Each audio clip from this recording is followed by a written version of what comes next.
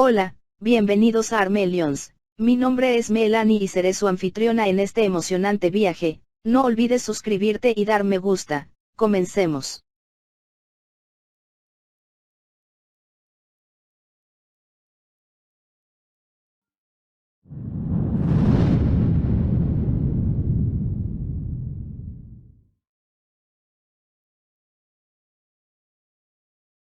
Armelions, las raíces del mundo.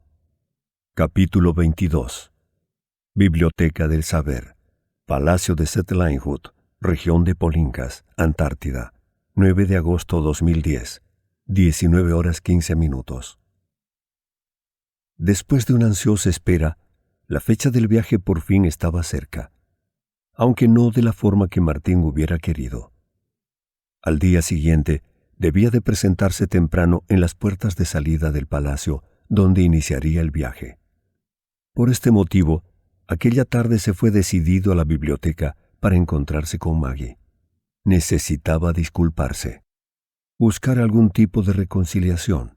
Quizás estaría varias semanas alejado del palacio y no quería llevarse esa espina que atormentaba su corazón. Sin embargo, no la encontró. Había otro estudiante en su lugar. Intentó averiguar con él la ubicación de Maggie, pero lo único que consiguió saber es que ella había decidido ausentarse un par de días. Con profunda decepción, se sumergió en su libro de males supremos. Hoy planteé en el consejo mi teoría sobre los seres místicos existentes en el mundo. Ellos insisten que existen 5 seres místicos, pero mi instinto me dice que no es así. Les debato que son solo 3, pero como era de esperar, no me tomaron en serio. Necesito investigar y encontrar las respuestas que me ayuden a corroborar mi pensamiento. Debo hacerles entender a mis pares que estamos frente a una revelación importante. Si mis suposiciones son correctas, el palacio está en peligro. Mejor dicho, nosotros mismos lo estamos. El libro finalizaba inconcluso, pero Martín captó lo profundo de sus palabras, de las cuales comprendió muy poco. Su mirada se quedó pegada en el ventanal. Ya era tarde. La posición del sol se lo indicaba. De pronto, vio a lo lejos la silueta de una persona que se acercaba con lentitud hacia su mesa. Su rostro se iluminó. Por un momento pensó que se trataba de Maggie. No obstante, apenas salió de las estanterías y le dio de lleno la luz del sol, se dio cuenta de que no era ella. «Veo que has terminado el libro», le dijo el joven encargado de la biblioteca. «Lo lamento, pero ese es el único libro de Alessandro Bodoni que tenemos. Si quieres leer más sobre él, no esperes encontrarlo aquí». «Es una lástima», mencionó Martín regresando la vista hacia el maltratado libro. «¿Sabes dónde puedo encontrar más información?» «Rumores dicen que en la biblioteca personal del rector», contestó cruzándose de brazos. «Allí se encuentra el resto de las memorias que dejó Bodoni». «Si quisieran ocultar esa información, ¿por qué estaría este libro en la biblioteca entonces?» «No lo sé», contestó el bibliotecario. «Por lo mismo muchos ven ese libro como un simple relato de ficción». «Comprendo», dijo Martín con un suspiro. «Ella no va a venir, ¿verdad?» «La verdad es que ella ya no vino», sentenció el joven, mirando hacia el ventanal que comenzaba a oscurecerse. «Lo siento, amigo, pero es hora de cerrar la biblioteca. Creo que debo pedirte que te marches». Martín había ido allí con la esperanza de hallar a Maggie en la misma silla en donde tantas veces lo recibió con una sonrisa y en donde conversaban por horas molestándose el uno al otro, hablando de la vida y haciendo apuestas sobre magia sin sentido, en donde cada uno se encargaba de pagar penitencias con bailes tontos. Aquí Martín se percató de que la amistad con Maggie la había infravalorado. Jamás pensó sentir ese vacío y esa culpa por aquella extraña joven. Sin quererlo, se había convertido en una amiga invaluable para él. A pesar del poco tiempo que la conocía, había podido comprenderla. Detrás de esa armadura de frialdad que imponía frente a las personas todo el tiempo, se escondía una mujer amable, buena y sobre todo vulnerable. La vida no la había tratado muy bien, y desde pequeña debió salir adelante sola. Los golpes que recibió en el camino le enseñaron a desconfiar y endurecer su corazón. Aún así, su esencia interior seguía siendo la misma. Él, como pocos, conocía a la verdadera Maggie, una joven que se sentía sola, que lo único que quería era tener a alguien a su lado en la cual confiar. Martín sintió que le había fallado. Necesitaba arreglar todo cuanto antes. No quería perderla por un malentendido que ni siquiera recordaba. Debía decirle que había sido drogado, que estaba fuera de sí, que jamás quiso agredirla y mucho menos asesinarla. Debía de explicar tantas cosas. Ambos se necesitaban y estaba seguro de que ella estaba dolida tanto o más que él. Tras su frustrada espera en aquel ventanal, supo que no la vería en un largo tiempo.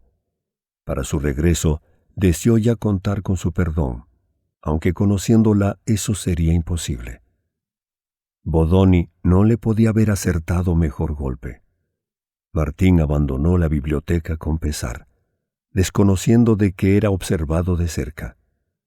Desde un sector oscuro, entre medio de unas altas estanterías, emergió Maggie.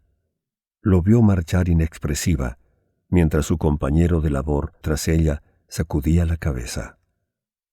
Al día siguiente, los estudiantes de primer año cumplieron con las indicaciones. Estaban listos y dispuestos para emprender el viaje. La primera parte del viaje sería con la ayuda de trineos arrastrados por enormes lobos plateados, tan altos que su altura alcanzaba los hombros de los jóvenes. Animales imponentes que en el mundo conocido ya estaban extintos. Los estudiantes sorprendidos no podían creer que lobos con esa tremenda envergadura física se manejaran como verdaderas mascotas domésticas. 12 trineos serían los encargados de llevarlos varios kilómetros hacia el sur. Pero esa no era la única sorpresa. 2 personas más se unirían al viaje. «Un poco de atención, muchachos», dijo la instructora Clayton golpeando las palmas. «Les quiero presentar a Allison Cook y a Bruce Derricks.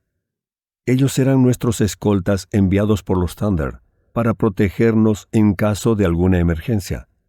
Como se darán cuenta, nos alejaremos bastante del palacio. Es por esto que es necesario tomar medidas de protección». Ambos eran jóvenes. No tendrían más de 30 años, pero en sus expresiones se notaba el rigor de la lucha y su invaluable experiencia. Vestían como siempre el conocido uniforme militar Thunder, pero el que más llamaba la atención era el hombre, ya que tenía todo el cuerpo oculto bajo ropas y vendajes. Sus manos estaban enguantadas y su rostro se encontraba tapado por una especie de máscara blanca, donde un diminuto agujero en el centro le permitía al sujeto poder respirar por la nariz, y otro par de agujeros ubicados más arriba en los ojos para que pudiera ver.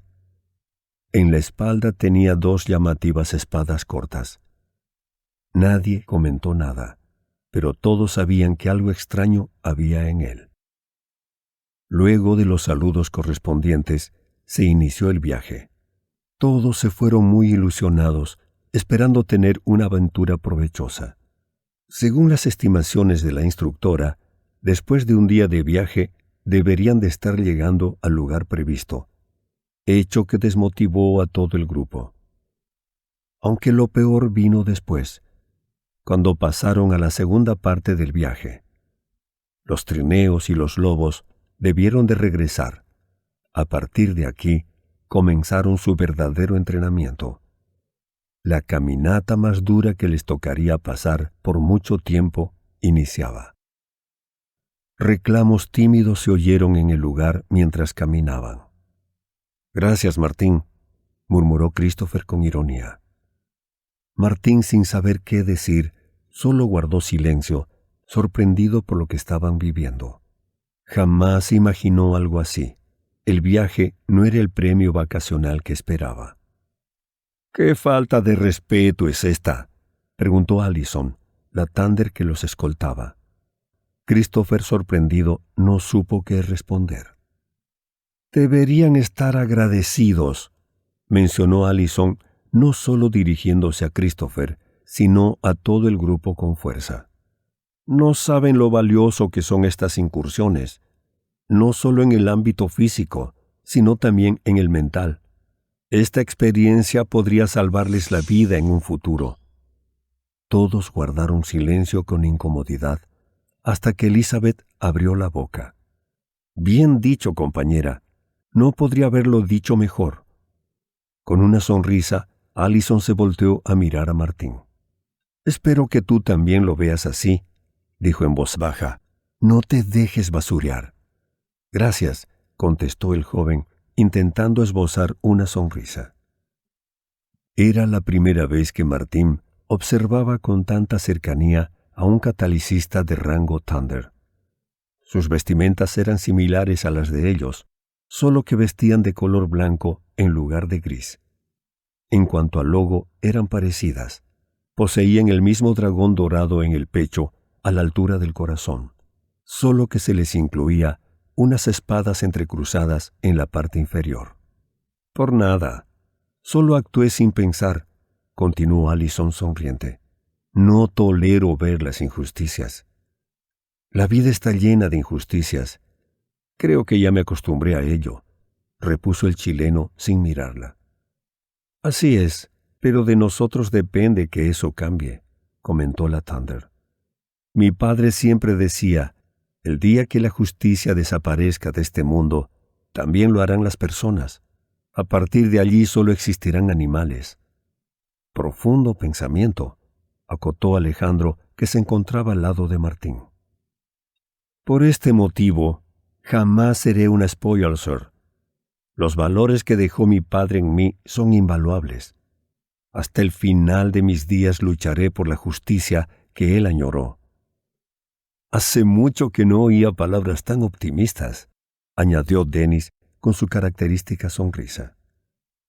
«Solo depende de cómo veas las cosas», complementó Allison. «Como Thunder, he visto la crudeza de la guerra en Sudamérica. No obstante, eso no quita que ese continente sea uno de los lugares más maravillosos y mágicos que he conocido jamás. La Sudamérica de Armelions debe ser un lugar fabuloso», afirmó Martín con una sonrisa. «¿Le puedo hacer una pregunta?», consultó Dennis tras unos segundos. «¿Por qué su compañero viste tan tapado?» «La verdad no lo conozco mucho», respondió Allison, sorprendida por la pregunta. «Pero los rumores dicen que en una batalla su cuerpo sufrió graves quemaduras y desde entonces viste de esa manera». Ante lo delicado de la información, nadie del grupo se atrevió a seguir preguntando, aunque continuarían conversando de otros temas, intentando hacer más amena la caminata, que de por sí era muy dura. Martín, al ver a Allison de más cerca, notó que no llevaba ningún tipo de arma consigo, salvo su raimara. Solo unos listones sujetados a sus brazos parecían acompañarla. Martín le preguntó sobre el tema, pero ella eludió la consulta, diciendo que sus habilidades eran un secreto, que no podía andar hablando de ellas a todo el mundo, porque eso la haría un blanco fácil. Martín, desilusionado, aceptó su argumento, asumiendo que la vida de un Thunder era peligrosa. Después de varias horas, llegarían a su objetivo. El pequeño pueblo de Polincas apareció frente a sus ojos. Era un lugar agradable, a pesar del crudo clima que lo albergaba. Todas las casas eran pequeñas y bastante humildes, las cuales estaban construidas en su totalidad de madera, donde las calles estaban compuestas por la misma nieve solidificada. El grupo de Torentos se quedó en el hostal del pueblo tal como se había organizado, donde fueron recibidos con mucha cordialidad por el dueño del lugar, quien tenía un aspecto bastante amistoso. Se hacía llamar Fermín. Era bajo de estatura, quizás un poco gordo, y poseía una larga barba. Este individuo parecía muy amigo de la instructora Elizabeth. Cualquiera diría que se conocían desde hace ya mucho tiempo. Ambos hablaron por largo rato y se notaba la confianza que existía entre ellos. El hostal era gigante. Estaba construido de madera, como era de esperar. En las periferias se encontraban las habitaciones, mientras que en el centro se hallaba el comedor y la sala de estar, donde había una pequeña chimenea que permitía apalear el frío. Mientras los Thunder aseguraban el lugar, la instructora les pidió a sus estudiantes que disfrutasen de la noche, ya que al día siguiente subirían al bosque para continuar con su entrenamiento. Martín y los demás se dieron cuenta de que este viaje no era como los otros que habían tenido con Damián. Más que vacaciones, esto se había convertido en un entrenamiento exhaustivo que los haría sufrir por varios días. «Deben de tener cuidado», dijo don Fermín mientras le daba una taza de chocolate caliente a Martín. «He oído muchos rumores sobre la caravana de la muerte últimamente». «¿Qué es eso? ¿Es algo peligroso?», preguntó Melanie tomando un sorbo de chocolate. «Agradezco la advertencia, pero soy bastante fuerte en combate», interrumpió Elizabeth como si no quisiera hablar sobre el tema. «Me aseguraré de que no se me pierda ninguno». «Me alegra oír eso», acotó don Fermín mientras se tocaba la barba. «De todos modos, puedes contar con mis palomas mensajeras en todo momento». «Gracias», finalizó la maestra con una sonrisa. Martín y Melanie se miraron a los ojos inquietos. Algo no andaba bien. Sintieron como si la maestra les estuviera ocultando algo importante. Bodoni, como pocas veces, se quitó su bufanda roja y la guardó en su bolso. El calor del hogar que había en el hostal era muy agradable, tanto que los estudiantes se olvidaron del crudo frío que azotaba la zona. Mientras los jóvenes tomaban chocolate con galletas caseras, los estudiantes se percataron que era lo más delicioso que habían comido jamás. No estaban seguros si era por los ingredientes o era por la preparación, pero el sabor del chocolate era especial. En esto se encontraban cuando escucharon una fina voz. «¡Abuelo!», gritó la niña al momento de atravesar el marco de la puerta del hostal junto a su madre. Una brisa helada ingresó al interior.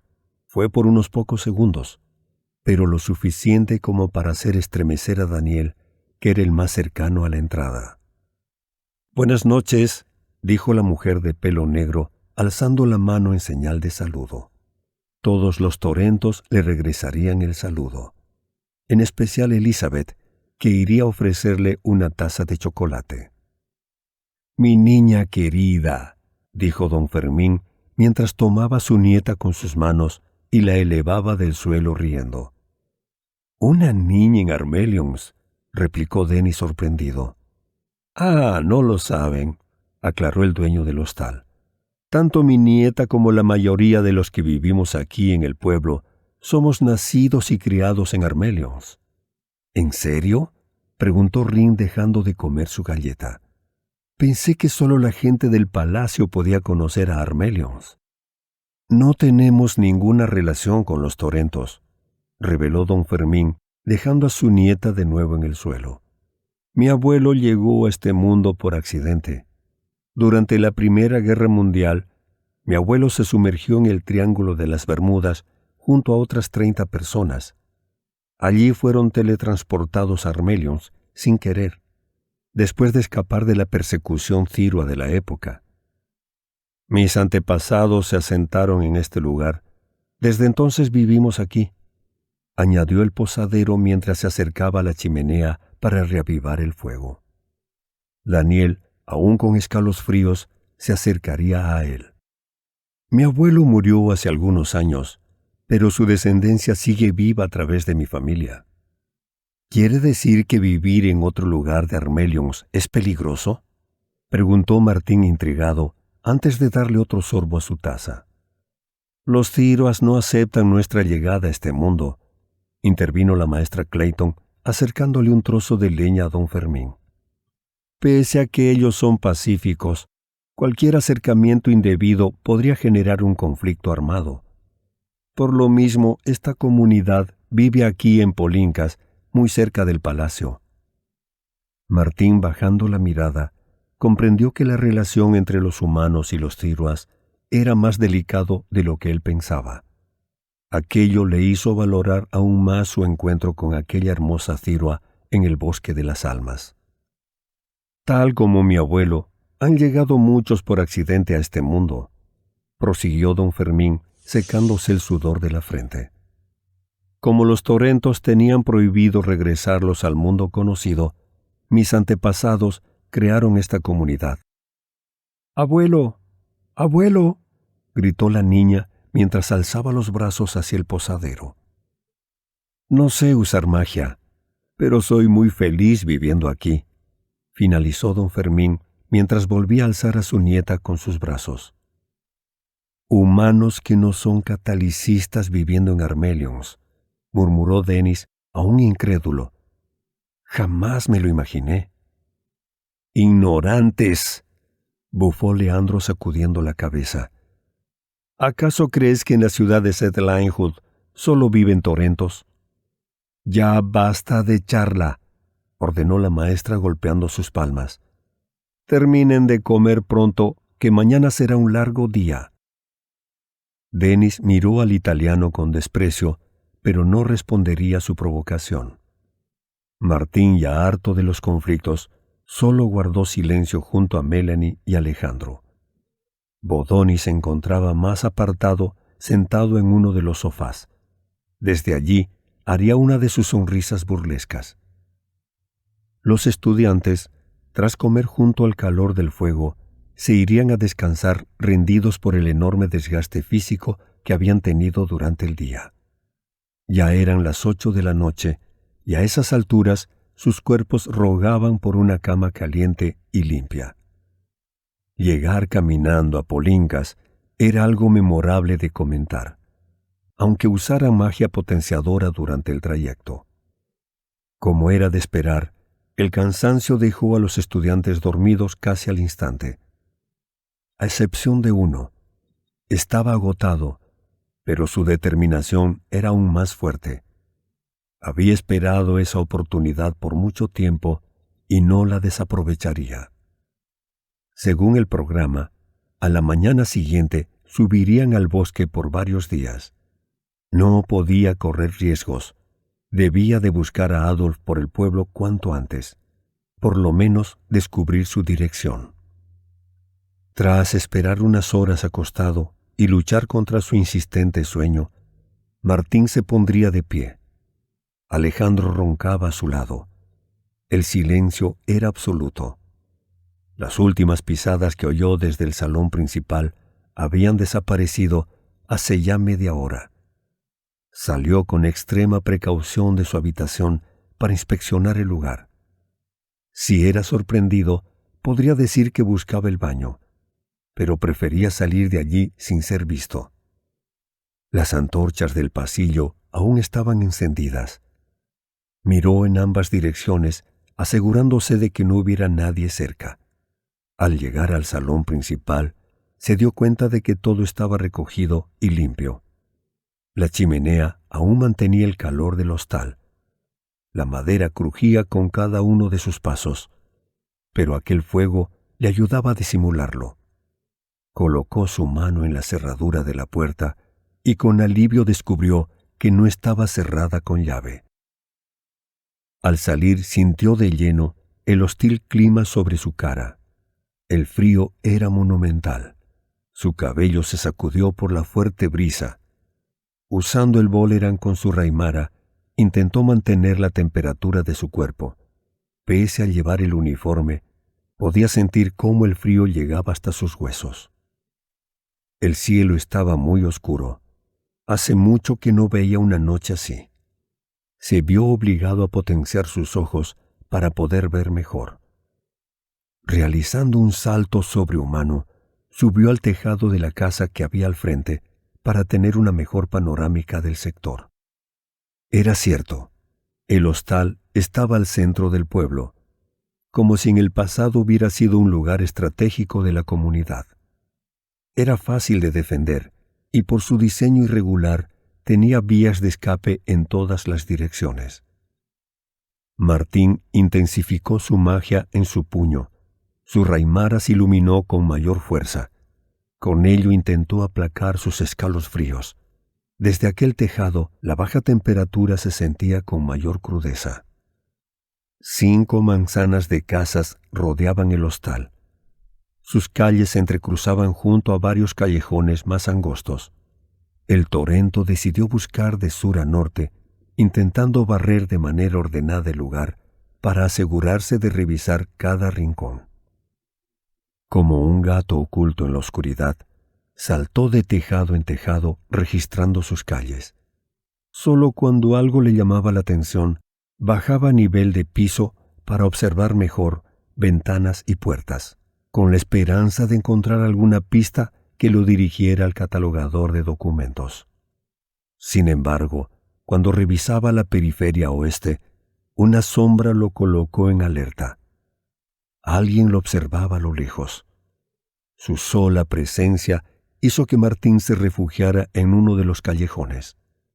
De reojo notó cómo la sombra huía hacia el bosque que había cerro arriba. Por sus movimientos y velocidad, supo que no era un humano ordinario. Usaba magia. Sin pensárselo 2 veces, Martín siguió usando su magia. Saltó con todas sus fuerzas, alcanzando los 4,5 metros de altura. Sorprendido notó que había marcado un nuevo récord. Contento consigo mismo, volvió a saltar para pasar por encima de la última casa que había antes de llegar a los pies del cerro. Giraría en el aire sobre su cabeza y caería en tierra firme. Con una sonrisa sintió el golpe de adrenalina. Una vez allí, comenzó a correr con supervelocidad. Su raimara se remecía en su mano. De alguna forma ya no sentía dolor, todo lo contrario.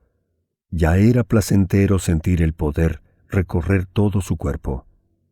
Era así hasta que un entumecimiento repentino lo obligó a reducir la velocidad.